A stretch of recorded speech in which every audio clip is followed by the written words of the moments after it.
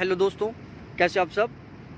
देखो, आज जो ज्योग्राफी का पेपर हुआ था, अभी पेपर कंप्लीट हुआ है और ये वाला पेपर मैंने भी दिया था। और मेरा पेपर देने का सबसे बड़ा मोटिव था कि पेपर के बारे में जानना कि पेपर किस लेवल का आया था, किस टाइप से आया था। तो मैं अभी घर पर नहीं गया, पेपर सेंटर से बाहर निकलते ही तुरंत पास में एक गार्डन है और वहाँ पर आया हूँ मैं।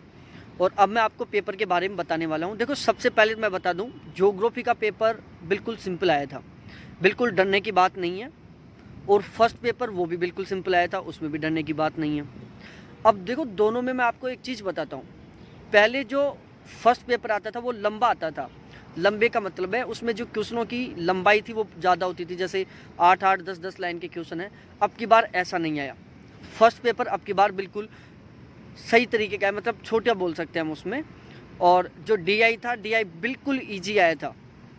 जिसको थोड़ी सी मैथ आती है वो डीआई को बिल्कुल आसानी से ठीक कर सकता है। 2 मैथ के क्वेश्चन आए थे, रीजनिंग का एक भी क्वेश्चन नहीं आया। और जो मैथ का क्वेश्चन था वो सिंपल इंटरेस्ट से था और 1% से था, ठीक है। और इसके अलावा यदि हम बात करें लॉजिकल रीजनिंग में जो इंडियन लॉजिक्स है, जिसमें जो फालसी है, वहाँ से एक क्वेश्चन आया था। और इसके अलावा लॉजिकल रीजनिंग में 1-2 क्वेश्चन आए थे। पहले के टाइप से नहीं आया कि चलो पहले वो डायग्राम सर्किल वाला, उस टाइप से नहीं आया। इंडियन लॉजिक्स से क्वेश्चन आया था।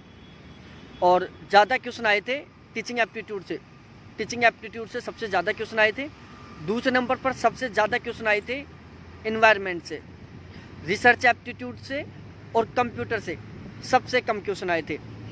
एनवायरनमेंट में बात करूँ तो एनवायरनमेंट में क्वेश्चन आए थे 2 क्वेश्चन इस टाइप से थे, जैसे एक टेबल बना दी, एक साइड लिख दिया कि पोल्यूशन के नाम कौन कौन से पोल्यूटेंट हैं, जैसे कार्बन मोनोऑक्साइड लिख दिया, पीसीबी लिख दिया, इस तरीके से PAN लिख दिया।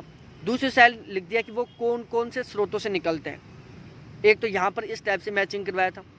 एक क्वेश्चन आया था, एक साइड प्रदूषक लिख दिया, दूसरी साइड उनसे क्या क्या प्रभाव पड़ते हैं, ठीक है, उनसे क्या क्या प्रभाव पड़ते हैं, उनको आपस में मैच करवाया था।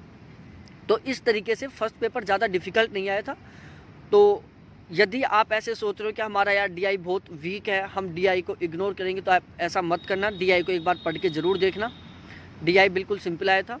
बात की जाए ज्योग्राफी की, देखो ज्योग्राफी में सबसे बड़ी प्रॉब्लम अब की बार क्या हुई है, पहले थोड़ा फैक्चुअल टाइप का पेपर आता था। फैक्चुअल का मतलब है जैसे डायरेक्ट 4 शब्दों का एबेसेड हो गया और वहाँ से बिल्कुल डायरेक्ट क्वेश्चन पूछना। अब की बार ऐसा नहीं हुआ।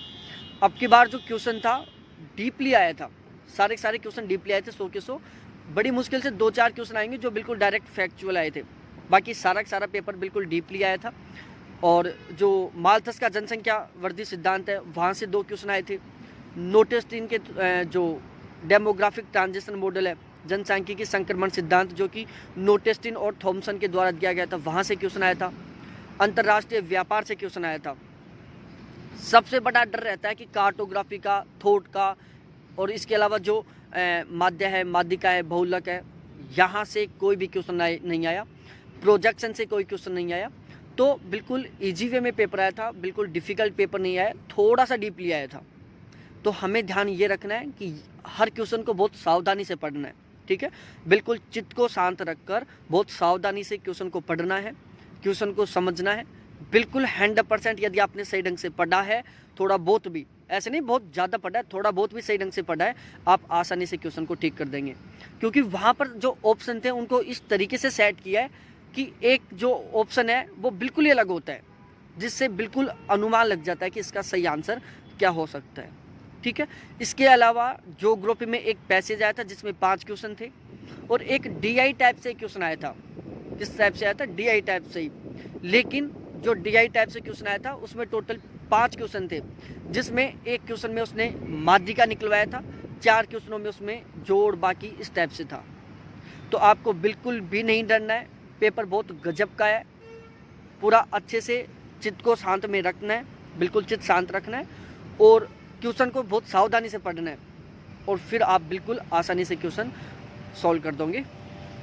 इसके अलावा यदि मैं बताऊं टाइम मैनेजमेंट की, तो देखो फर्स्ट पेपर को आप 70 मिनट में कंप्लीट करने की कोशिश करना।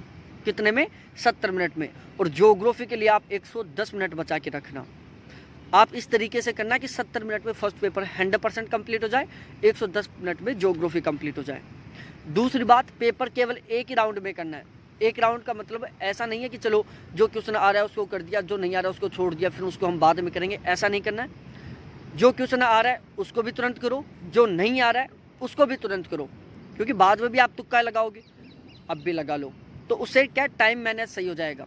तो एक ही राउंड में पेपर कंप्लीट करना है, जो आ रहा है उन क्वेश्चनों को भी उसी टाइम करना है, जो नहीं आ रहा है उसको भी उसी टाइम करना है। हाँ, यदि आप कंफ्यूज वाली कंडीशन में हो, कोई ऐसा है जिसका आंसर याद नहीं आ रहा, बिल्कुल आप कंफ्यूज हो, तो आप जो आपको रफ पेज मिलने वाला है उसमें आप उस क्वेश्चन के नंबर डाल लेना कि कौन सा नंबर का क्वेश्चन है जिसमें आप कंफ्यूज हो रहे हो, ठीक है। उसमें यदि आप किन्हीं 2 ऑप्शनों में कंफ्यूज हो रहे हो तो उन 2 ऑप्शनों को भी लिख लेना वहाँ पर कि भाई मैं इन 2 ऑप्शनों में कंफ्यूज हो रहा हूँ। तो उससे जब उस क्वेश्चन को आप रिकॉल करोगे तो उसमें आपका कम टाइम लगेगा और आप ज़्यादा कंफ्यूज नहीं हो पाएंगे। तो इस तरीके से बहुत शानदार वाला पेपर है, बिल्कुल ईजी वे में कर सकते हैं, ठीक है। बिल्कुल भी डरने की बात नहीं है। और मेरे सभी साथियों को बहुत बहुत बेस्ट ऑफ लक। थैंक्स देखने के लिए, बाय।